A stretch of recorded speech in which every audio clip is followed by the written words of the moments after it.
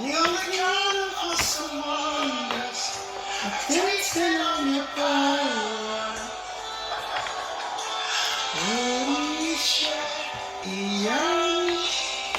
You have shown me so much mercy, much more than I deserve. My eyes have seen, my ears have heard your wonderful grace. Hallelujah, hallelujah. Mini anu adofo mi cheche mu nyina wo Awurade Yesu din mu. Nyame enhyira mu da bia sa mo kan ye ho mo ta ye kire na mo tumi support ye e wo honhom no honam mu. Ye da mo nyina ase. Mba mo chew aya mo hye mo madam fofo nya bi enhwe na mo subscribe ma ye na mo ma ye nya mo feedback wa yesra mo. Nyame enhyira mu nyina. But see I the Sundays Facebook live for the account. You're starting 2:15. Yesra mo aya mo meka ye ho ne anya quiz ye wi ane ade asanso ahyewrade Yesu di animonyam mba mo chew enye ejumade no ya to ne din say forgiveness is healing. Fache aye ayaresa o asem wo mu now the cha me nua da bia we free we ha say da bia wo ninjie mu nti fache eyayaresa ti ene ebehwe bibi kakra e wo bible ni mu ni ehu adekwanti a fache eyayaresa no bamcho mo mie bible no ni enhwe bibi kakra e wo Matthew 18:25 to 35 ni enhwe bibi kakra so e wo Matthew 18:25 I read, but the servant did not have enough money to pay his master the king. So the master ordered that everything that his servant owned should be sold, even the master's wife and children. Then the money will be used to pay the king what the servant owned. But the servant fell on his knee and begged, be patient with me, I will pay you everything I own. The master felt sorry for his servant and told him he did not have to pay it back. Then he made the servant left. Later the same day, the servant found another servant who owed him a few dollars. The servant grabbed him around his neck and said, pay the money you owe me. The other servant fell on his knee and begged him, be patient with me, I will pay you everything I own. But the first servant refused to be patient. He threw the other servant into prison. He could pay everything he owned. When the other servants saw what happened, they were very sorry. So they went and told their master all that happened. Then the master called his servant in and said, you evil servant, because you begged me to forget what you owed me. I told you you did not have to pay anything. You should have shown mercy to the other servant as well, just as I showed mercy to you. The master was very angry at him, and he put the servant into prison to be punished until he could pay everything he owed. This king did what our Heavenly Father will do to us if we don't forget our brothers or sisters from our hearts. Amen. Amen. Empacho yenina minister story enya foforo ema yenina obia yakida. Empacho story bia I to say ohene ana ne na nkofo ne omuye adwuma. Nti ne servant fo no ba ko ohene ya akontan na ne servant no de ne ka. No kan say o metua ne kan. O mo calculate sika ne sika ne do so. Nti on tumi ntia na ohene ne say ene on tumi ntia dia. Koton yi oyere ene o ma ene obi bia wo na fa betua ne ka. Ena okoto yi ene o say ohene se ne ka o chew. O de fa cheme na metua ma o. Ena ohene say okay. Ene mate me dia chew. Ena okoye.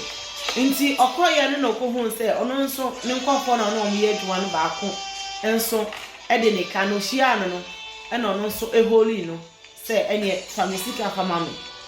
Ne dia no nso ketekete bi. Ena say famesika ma. No say ono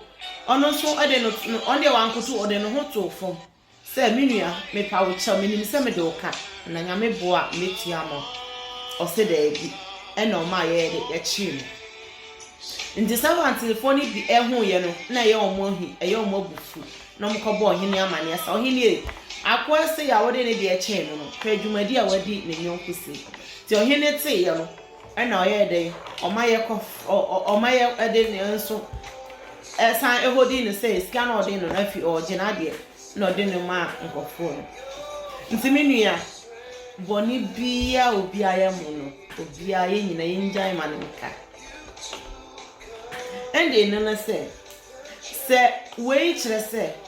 bɔne ayɛ no sɛ yɛmfa nkyɛ yɛ nua a yɛame nso ɛmfa yɛ deɛ ɛmfa nkyɛ yɛ ɛde how many sins a yɛyɛ against nyame ana yɛyɛ tia obi nso ne nyinaa mu no awurade sɛ yɛmfa nkyɛ menua bɔne bia ayɛ yare ama wo no yifiri wo mu bɔne bebrebe anase memfa nkyɛ no ne nyinaa bɛyɛ hawa da yɛ so abɛyɛ hawa mane bi hyɛ yɛ mu a yɛbrɛ yɛhu na mane yɛyɛ bibia ensisi so enye yie nso sɛ nipa wei pa wabapa me chance memfa nkyɛ ne da even wa me pa wo kyakora nyame sɛ fa kyɛ no mane firi wo mu fa kyɛ no sɛ ne nyame firi ne mu obewu gye me ne wo nkwa no menua fa firi wo mu na fa kyɛ nipa no na kwan bebre a ne adwempo nyame ɛwɔ ma wo no entumi enya adwuma wo abrabom ekwan ne nyina mie bie wo mfa nkyɛ no nti no ama ekwan bebre sisi wo ya abrabom boni afa kyɛnhom na tie mu amfa nkyɛnhom na tie mu no nso nti no aye sum bebre akata ye niema pii so ema ye hu na ame no monyam ema ye nti nyame ne ema nyame ansa abasa no entumi enso yeso obi tumi ka say enipa so masi boni a aye me de me mfa nkyɛ ne da even se me wu kura mpa me mfa nkyɛ no nti me nua wo de boni we be hye wo mu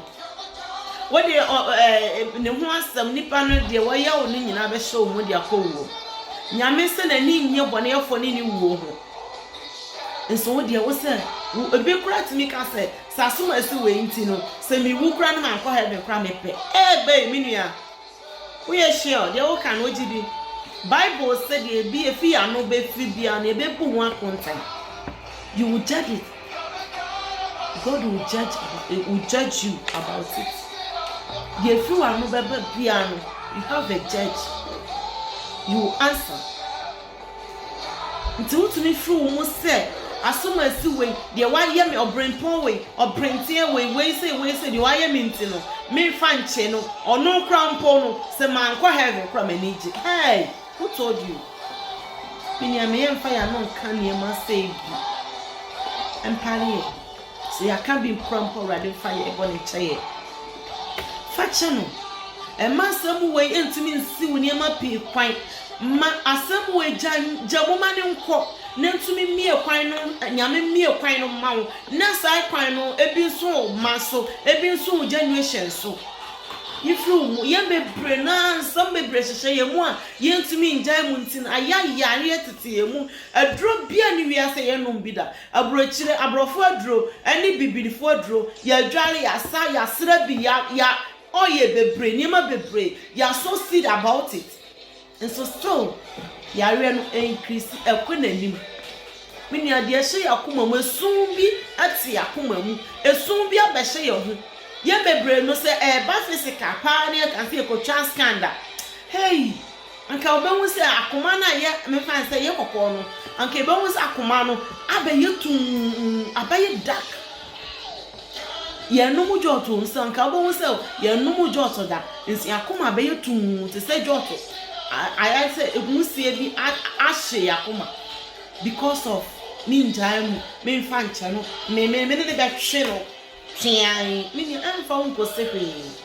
me ne be twi me ne be di me ne be twi akosi ewieye me ne be kwa ko hu de me ni a unnim de wo ka mo mi nchai na nyame wadumpo bi papa bi maye owo bibi papa bi di maye e maye ma wei asomasi ade a waye nti no emesi ye kwan oso hene no de ne servant no de o de ni ka bebre o de na o sai koton wo yere ne wo ma ne wo busia ni anka entumi entia o hene ne ka nso wasa me di a chill free of charge the amount go in peace but so dear nyonku tia wona so tutu obi kan won te so me de me fanche asoma si we me ni da me nia we de wa ye me no me ma no we me yire we me kunu we me ba we emfa ye nkosi da bia me nia ye free ma bi niam a hyehyɛ mu no empie gya mu ma ne nkɔ wanyi yakomo ma ye ma wanyi bia mfiri mu a me nia papa ntumi nye ba bi nsi when we high me through so what me abambrada no ye nyi de hye mu no yakoma mu no efi no ene esun no de nipa bia ya wonyi na me nua jai mane nkɔ fa che no mane nkɔ minim se nya easy enye bete enafom wo nipa na hwe anfa na ni anto nyame no watumi adi uboni se me nua jai no nyame nkwa na jeje untumi nya ho hwe ewo wakoma mu na nipa de oda wada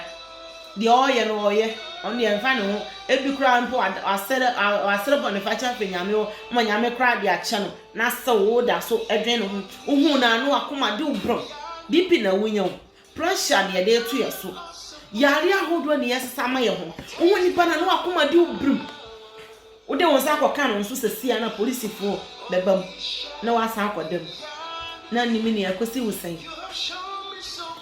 ani ade na wo ye jai mane nko nyame ne jaje jai mane nko mu akoma mu enye han wo ne ho fa che no mani firi wo mu fa che no enye hwe so atwa police ama wo se wo ni papers so wa ode wato wo ha mu so wa kotwa ntorato so so de nsam enim ade ama wo menua ya pamata ade hwe yetumi pamata ade bi pa yemfa wo measurement nso sha echa wadi atade pepe kama shay bright say he nso ni nyina nyame se yenya ama ne nkọ dai we entimi se san hwe enye we a odi ahwe mu no ene nyame be kan say de oye ye nti no sampa meji tum se ma ne hye wakoma mu dabi nyame no ya de edwan moja ene pata ye boni ohun se edwan moja no da bia ye boni ne ye de edwan moja pata emo nti no de ni moja ebetwa so once my shati ayakaya kadia nyame afamu wanfana nu anto se asoma si we empemasa we na ton me ayi na yi me mai nti mi moja no me mfa bi nje no odigi ye nyina sawodo nyame ode moja no bedum ye nyina nti saa na tie menua ofri abusua no do so wo ye den ebi be kan enye babo se nyipa nyina da wadue enipa nyina so tan wo so adue wonya ni nyina 100% nti menua ebi be fomo ebi be pa wasam nti ja bi ma ne nkọ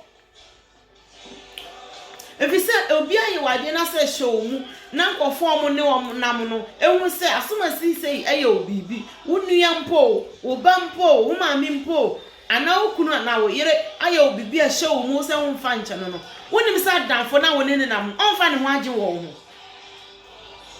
efise obusu ani krampo se won fa nche no na adanfo ya bonte suni ono nam no be fa ne ho age wo ho efise one person wodi wo ban na wonua na wokura na wo maami bi bo na de cha ne ntino ono so ono na ma ne nantie no ohun sa ono nko straight some branch ni way onim no wo sesa ho sa nso no hwe ne ho yi because say obi aye obi bi so won fa nche nti ono nam kra no osuro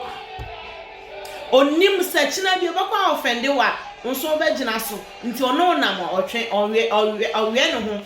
osuro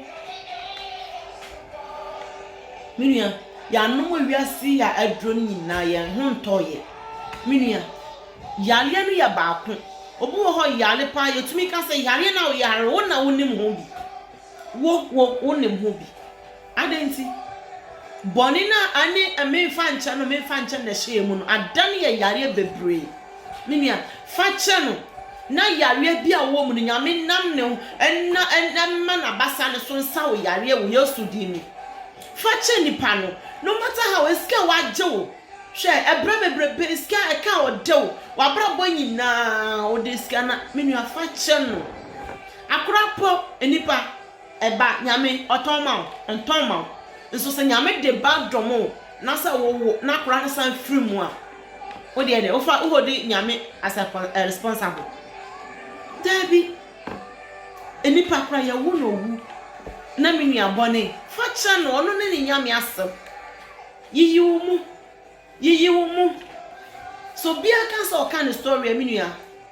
ye obi anya nso ntie nyanko de enso ni nyina ko sise fache ya yara so is healing no forgiveness is healing fache no nyame ehele o mbacho yensa ihwe bibi kakra ewo Matthew 18:21 so to 22 ni ehwe bibi kakra o Matthew 18:21-22. Then Peter came to Jesus and asked, Lord, when my fellow believer sins against me, how many times must I forgive him? Should I forgive him as many as 7 times? Jesus answered, I tell you, you must forgive him more than 7 times. You must forgive him even when he wrongs you 70 times 7 times. Amen. Amen. Os Peter bisanya me say, empre dudu osen enna yenua ye bone ye mfa nche no eno no Peter wa bi se nyame asam no kose no wasa ansa se ye mfa nche no 7 times ana na nyame ka nche no se ye mfa nche no 70 times 7 ntimenua mathematics pa chom calculate my 70 times 7 a day 24 hours so enye 24 and half o enye 2 days o enye 48 no or say 70 times 7 yen calculate here 70 times 7 enye 490 a day o na me nua enipa ben no betumi a offend o cry a day 2 times and 3 times anya possible yen crampanifo ne ya offend nkwala no Fise da bia ya bo mu nti ye nkra na ye ofene nkwala no nso nkwala so ya bo no na oba ye nchen ti na nua Peter na se nua no ba ku bisa ne se ahime mu no hwan ne hene ofe de oye ohene no peso ye pani wo asoro ahụ ahime mu no onye ti sa abofra no gina ho onye ti sa abofra kete abofra ni ma dia ye hodi we yakoma mu obo no kra na oba o pa mo no kra na oba ya mai o mo na o bo no mo no na o ma o kiss o hug you mo na o tell you say mommy I love you o bo no and so ye mre do say enna ye kunu no mai ye bibi etimi kan je say oh honey I love you so you hate me but I love you ye no do say ni aka nche enua no say you hate me but at the same time I love you. Yendo was saying, you hate me, I hate you back. Minia, that bang. Or say young fanche 70 times 7. A year 490 a day. That means that yen jai man in ko. Young fancha yen yin trim. Bonnie obi a year bonia at the sense you, so tene, there be a say, and now. Intrasaculo nsotene da bia ese etwamko na foforo ba etwamko na foforo ba nti yemfa nche no obehitew na wo de eche no ne ye hite ne ye de eche no nti obi nkwa na offende wo na wo de wo offende obi da nyame ka nche me ne wo said ye woman na obodwoman no yensi ne bo me ne wo bo no yantumi anto abo no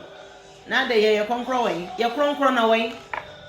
say ya kronkron a anka etumi to moba no bo o de boye ni no say ye holy anka etumi to moba no bo no nti ya ntumi anto bobo no that means say ya nya kronkron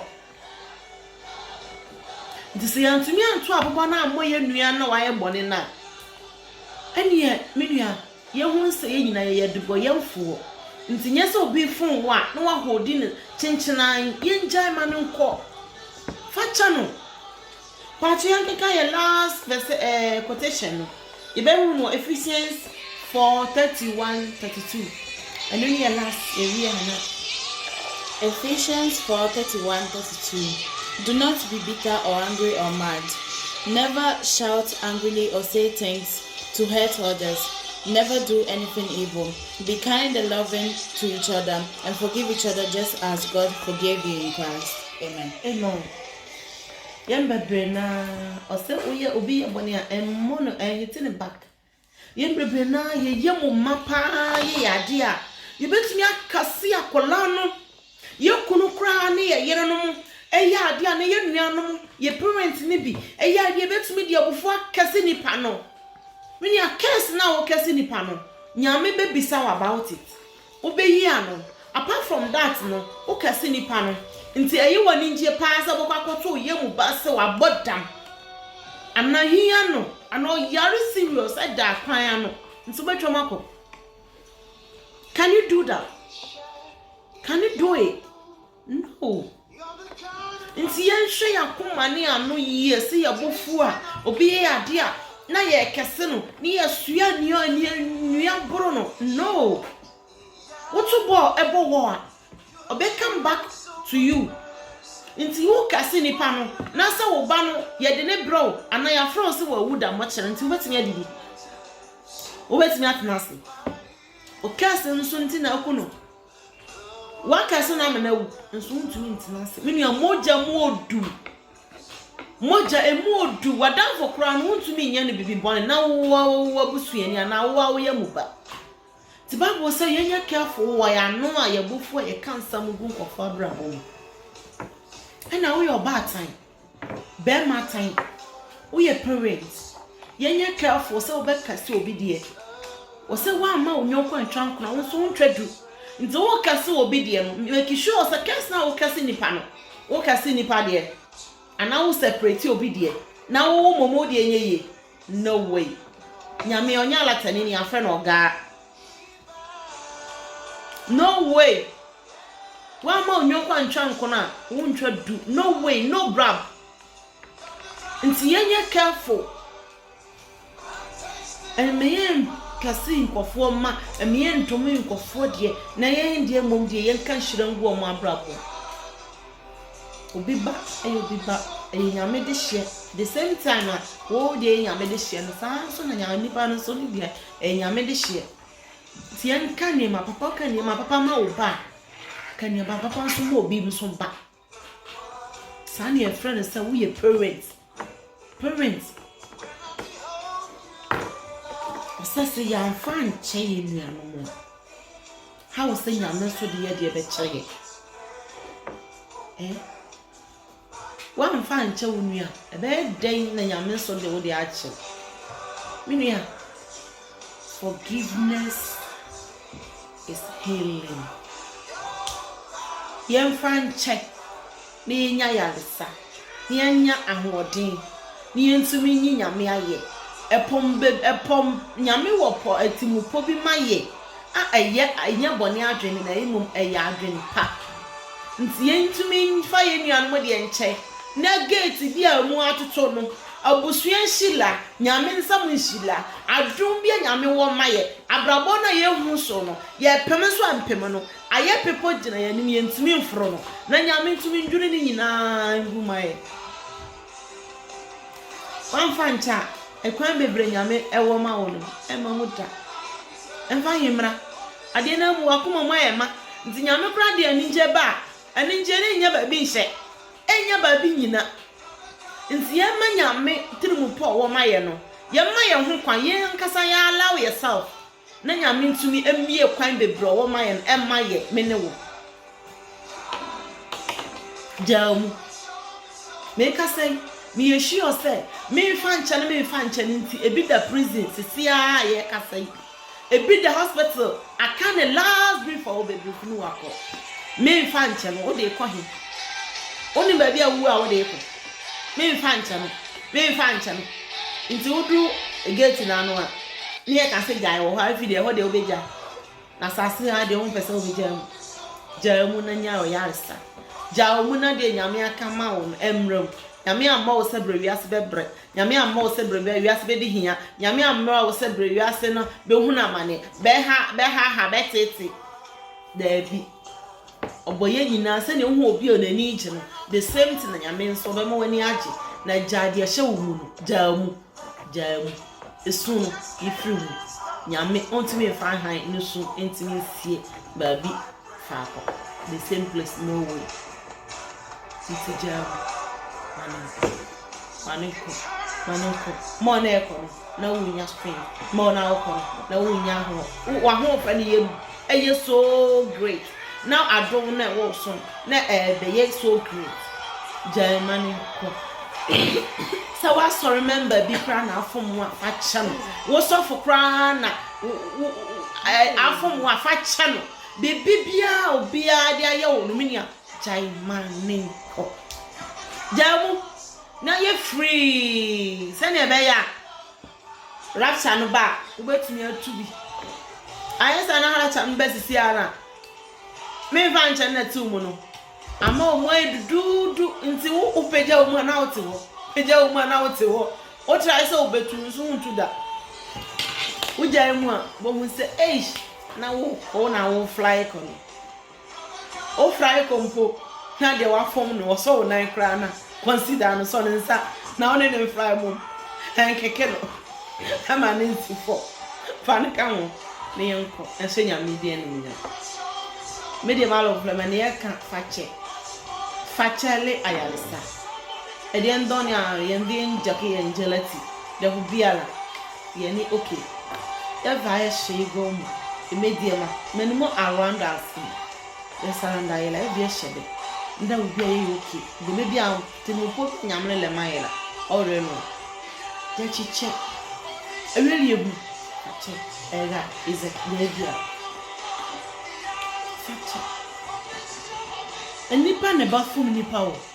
minia aboa be fom wa enti aboa he utumi nam abonse a wo ko ba bi pa na anoma bi abenne sabio abekọ toilet agu so ohun se wo san ko chi efie ko sesa ana wonto aso ko ba bi a wo ko wa chira wa wanima wa wakan finfi anoma no so ja toilet na gu so enya 2 di na china ko bona sanoma kra ye obone o de chena adenti na nipa oni ni kasa baako oni ni fi kro baako so nipa bitimi ye danfo free Africa bedro abrochire aya danfo so many years within a short time unim de asie be hona o ntemu atete obi mpani yonko ni mu ahweda menia china fachan oni nipa nkan close nkamu nipa na oni na ya aka no ebia na nyame ede wuhira be fasa nipa no so na wantwe ama no wamfa nche na obede na wuhira no nsaka ene nipa nso ni se wuhira wo ho awrade aka ya tena so that anko nyamo ti nyame ma hu da se asoma si we wuhira wo hoda nti no se yem fa nche fache no visa na wo pa wunyam fache no ya de nipa na ba fumu abo antimi mo fumu ena utumi ni aboa hwana di aboa ko gina court da hwana twa police ama aboa da enya possible nti won so fache sani nipa uye nipa na be de fumu fanche na trimu pa nyame wo maye no emro enya djuma wo ya brabo uye de nipa ba fumu fache no o papa wa nhwa wo da nso ena on na enjoy you akuma mani enjoy you akuma mu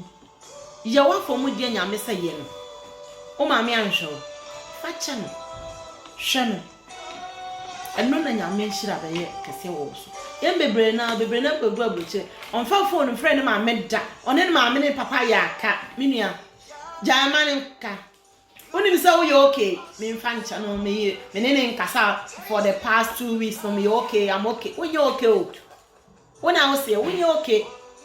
fache no na obe hu okay papa e chesa okay na wo sa wo ye no obe hu no double jai fache no yes for that be o kasa asem we o se di on friend papa no on friend no mo made afa kon friend en kan se wo papa anhwe fache no wonni ma de kronti e bia no ni bia e bia no o de fa wani to friend no manisia Christmas da bia oka minia en fache papa amfa wa mawia se anka bia ene wunye ni papa Bible ni mu bebre na bi wo ho o mu so ni papa enso obeka say me hu me papa me de no asem be che me no yam fanche wo ye den enipa ne bafo mu wo ye den enipa na de obo ne be che nyame se wan fa wo ni ade anche na me so nyame me fa wo de enfa anche nti e pese ye ni nyame twuma nso no tie ntwaso enfa anche ye ho nipa na bafo mu ese wo ba eja ne na gu na so untwa wo na no ntwentwe the same thing nipa na bafo mu facham obroni tuntum ye ode be ye obi an facham enno na eba me ye hu difference a e wo nyam so mu eno na wiasefo be hu se nyame abasa ye kese wo nipa we so ode ache boni we ya so masi di no wa repi ni ba wa say ni ba life wa yesi ache no anya mimiye kwan mai na adwun po nya me wo ye ho enye adwuma we abrabo ya me hira wo ena wiye kakra ye de beba ni pacho media na sister Daniel eya mo share wo Sunday Facebook live eya Bible quiz na ya san edi asaka ho ya starting 2:15 tin pacho eya mo meka ye ho ni enye share wa de Yesu di me da mase makram bye.